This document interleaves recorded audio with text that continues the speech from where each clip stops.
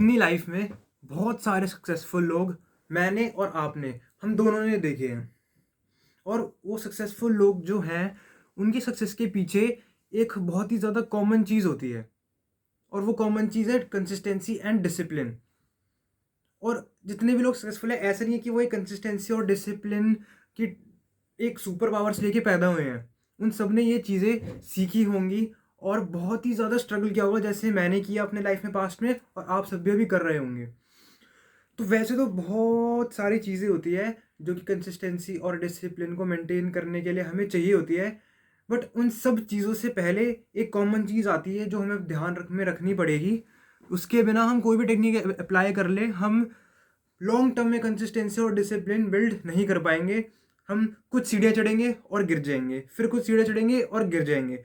तो अगर ये जितनी भी सीढ़ियाँ हैं, पहले फ्लोर से लेके टॉप फ्लोर तक पहुँचना है बिना नीचे गिरे सीढ़ियों में, तो इस चीज़ का जानना बहुत ज़रूरी है हम सब के लिए।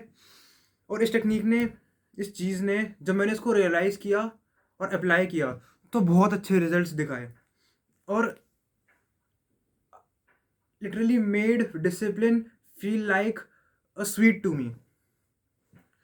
तो वो चीज़ क्या है कि हम जनरली जब ये वीडियोस देखने लग जाते हैं कि कंसिस्टेंट कैसे होना है, डिसिप्लिन कैसे होना है, तो हम उस वक्त बहुत ज़्यादा मोटिवेटेड होते हैं। और आउट ऑफ मोटिवेशन हम सोचते हैं कि अब तो सब कुछ करना ही है, बिल्कुल ज़िंदगी बदलनी ही है, अब तो बस ख़त्म कर देंगे सब कुछ, सब कुछ बदल देंगे। ये सब सोच करके हम डिसिप्लिन और कंसिस्टेंसी के गोल की तरफ बढ़ते हैं। बट द थिंग इज़ कि हम जो गलती करते हैं वो ये है कि अगर फॉर एग्जांपल मेरे को जिम स्टार्ट करना है और आज मुझे बहुत ज़्यादा मोटिवेशन आई है कि मेरे को कंसिस्टेंसी चाहिए, डिसिप्लिन चाहिए, मुझे जिम जाना है।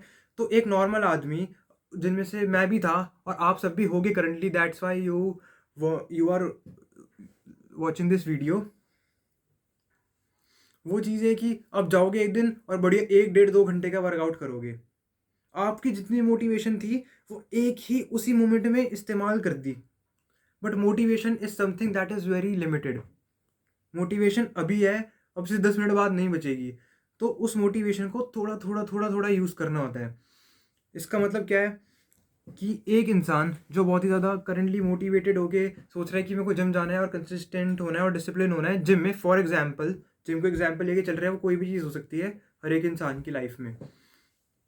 तो वो एक दिन जाएगा, 2 घंटे भयंकर जिम करेगा और वो सोचेगा मैं यही करूँगा अगले 6 महीने तक और मेरी क्या ही बॉडी हो जाएगी।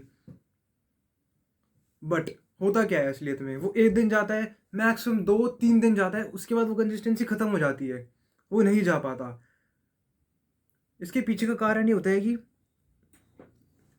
हमारी बॉडी केपेबल ही नहीं है। Just imagine